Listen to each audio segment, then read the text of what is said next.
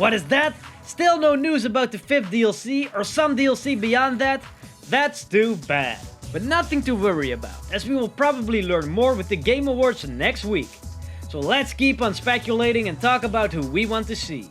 If you have not seen the series before, I talk about 5 characters in every episode and tell you which ones I would like to see if they would come from a specific third-party developer.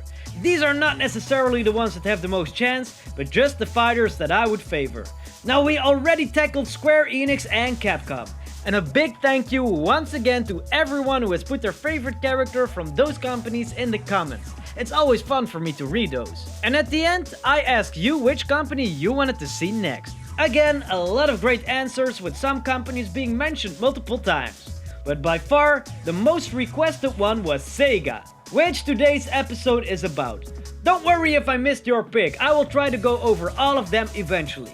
And if you have a favorite top 5 characters from Sega, then once again put them in the comments. So here you go, 5 characters that would be awesome in Smash from Sega. And let's start off with a classic one. I think Smash is good for bringing important figures of the fighting game genre together. We have the handsome Street Fighter boys and Terry Bogard as DLC. So why not add the man that would bring Sega to the fighting stage as well? The protagonist from Streets of Rage, Axel Stone. And while it's not exactly a fighting game as in a 1v1 game, but it is a beat 'em up. And I think Axel would fit perfectly among these guys. If you have played Streets of Rage, then you know that Axel isn't the only character. You can also play as Adam Hunter or Blaze Fielding. Axel would be the most obvious one as he is the leader of the group, but I wouldn't mind getting all of them in. They all have their own strengths and weaknesses, and for them to balance that out as well in Smash would be incredibly fun. Axel is strong and quick, but is bad at jumping. Adam is also strong, can jump really good, but is slow overall. And Blaze is very agile, as she can move quick, jump high, but is the weakest among them. There would be even more characters playable in later games, but let's just keep it at the original 3. As mentioned, Streets of Rage is a beat 'em up game, and it's a classic among them. Even playing it now, I think it's still incredibly fun. Axel of course has all the attacks that would be expected from a fighting character, with punches, kicks and some awesome throws. But he can also wield weapons that he finds on the streets, like a broken glass bottle like a real drunken brawler, or a lead pipe to pipe enemies down. These could all be specials of his moveset. The Streets of Rage series has only seen 3 games in its lifespan, with Streets of Rage 3, the last entry, releasing in 1994. But there is good news to be found here, as Streets of Rage 4 is finally on its way after 26 years, as it will release in 2020. And it will also get a release on the Nintendo Switch. And look at him! He's more badass than ever! So I would say this is the perfect 1-2 to bring some love to the Streets of Rage franchise. A good old classic character that would be a lot of fun in Smash. Let's tackle one other classic character that is also pretty iconic among Sega fans. Knights. From the Nights into Dreams game. Now, I always assumed as a kid that she is a girl, but upon doing some more research, I found out that she is always referred to as he in the games. But Sega have also stated that he is genderless. So for my own sake, I will just refer to her as she, as I have always done that, just to avoid any confusion, if I haven't already confused you by now. Nights into Dreams is a game from 1996, and it's kind of a weird game, but still pretty fun.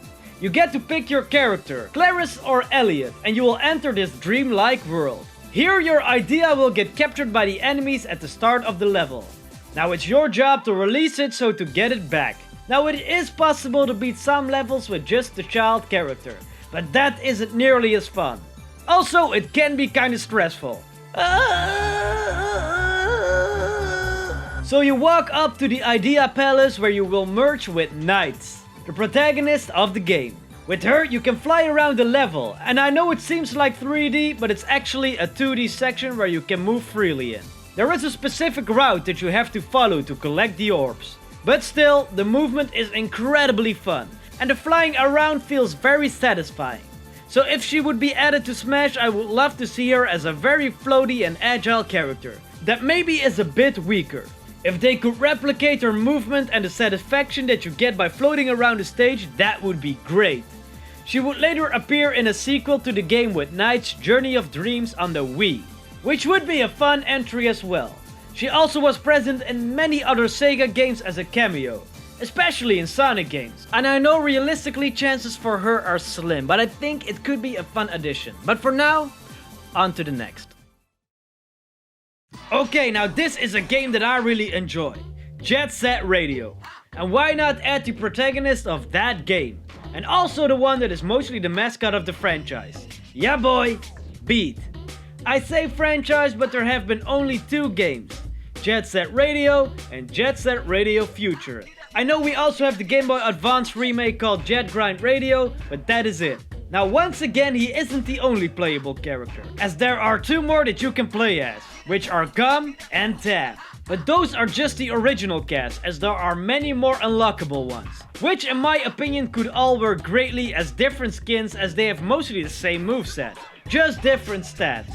In the game, it's up to you to ride around on your skates and wreak havoc while spraying graffiti.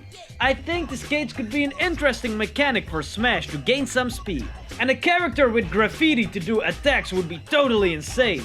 It's a nice, fast-paced game with some slick moves and running from the police. The game is also very silly at the same time. Just look at these police guys running after you. It's just too comical and sad to look at. But Beat is a popular guy, and fans have been waiting for a new game in the series for a long time. Oh, and the music in the game is also freaking good.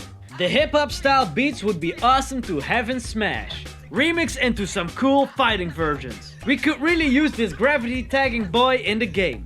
And I hope that we will see him again one day. It doesn't matter if it's Smash or a new entry in the Jet Set Radio series. Another classic one for you. Man, what happened to all these old franchises? Golden Axe. You see? Axe made out of gold. There have been a couple of more games in this franchise, and they tried to reboot it a while back in 2008. But we don't talk about that game for obvious reasons. Now the classic one was a beat 'em up just like Streets of Rage, only this time in a fantasy medieval setting. Once again, you could choose your own character, and if I had to pick one of them, then I would say Julius Thunderhead. And there are a couple of reasons for that, especially if you look at how great he would be for Smash.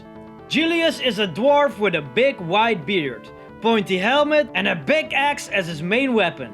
It isn't gold as in the title of the game suggests, but it is silver, so that's close enough. He is playable in the first 2 original games. He wouldn't become playable anymore in later games after that, but you could see him riding on the shoulders of Goa, the giant in the Revenge of Death Adder. And he would get some cameo appearances in later entries. But you see, that's the funny thing, because even though he hasn't been playable in a Golden Axe game in a long time, Sega still does treat him with respect, and makes him pop up as a prominent figure in multiple projects. He can be found on the front art of the Sega Heroes mobile game, and he is a playable character in Sega Superstar Tennis. As expected, Gilius does most of his attacks with his axe, which would be a nice change of pace with all the sword fighters in Smash. But his special attacks are all thunder based, as his name suggests, as he can do multiple electrifying attacks that I think would work perfectly for his moveset in Smash.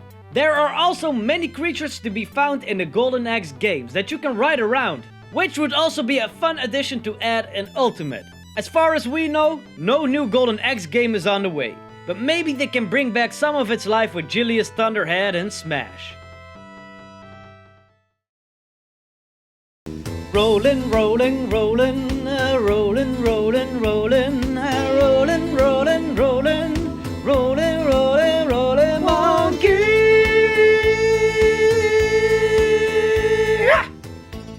Yes, we already have 2 apes in the game, but there is always room for one more. And the perfect pick for that would be Ai from Super Monkey Ball. Also one of Sega's most famous characters and one that deserves some more love in my opinion. Luckily, Banana Blitz HD will be releasing soon. Ai can almost always be seen in a ball, at least when you're playing as him in the game. But you probably guessed that already, as the name kinda gives that away. So it's obvious that it has to be an important part of his moveset. But him just being in a ball can be a bit boring, I think. I mean, there is only so much that you can do, and that's bumping into enemies. No, I would rather see him moving about freely, with his specials being his ball attacks, just like Yoshi. A nice charge-up attack, and he could use his ball as a bounce mechanism to gain some more air. You could also use it as a shield instead of the regular Smash shield defense, just like Yoshi gets in his egg. As an Echo fighter, I think it would be cool to add his girl as well, Mimi. She is a very important part of the Super Monkey Ball story. I mean, they aren't that different visually, so I guess that's something that would be easy to implement. Now of course, Ai has many other monkey friends that all love to ball around, like Baby and Gun Gun. So for his final smash, I would like them to go all balls deep and rain down on the enemy with a huge army of monkey balls. That would be wild. And Ai really is an important character from Sega. Like other characters in this list, he can be found in many other Sega games. And at the same time, he's very unique. I would love to have this more toony approach to a monkey in the game.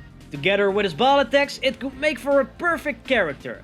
A really viable candidate for Smash. So there you have it, boys and girls, my top 5. And now, as always, if you get to pick 5 characters from Sega, then who would it be? Maybe some that I picked, or do you have 5 others in mind? Let me know down below, as I love to go over them. And as I do at the end of each episode, I would like to ask you as well which third-party developer you want me to go over next time. There are already episodes out about Square Enix and Capcom, so do you have another favorite company? Then let me know. And my friends, if I entertained you with this video, please subscribe to the channel to help this small creator out. You will then also be the first to know when the next episode releases. And if you want to leave a like on your way out, that would also be really nice of you. Thank you for watching this video, I really appreciate it.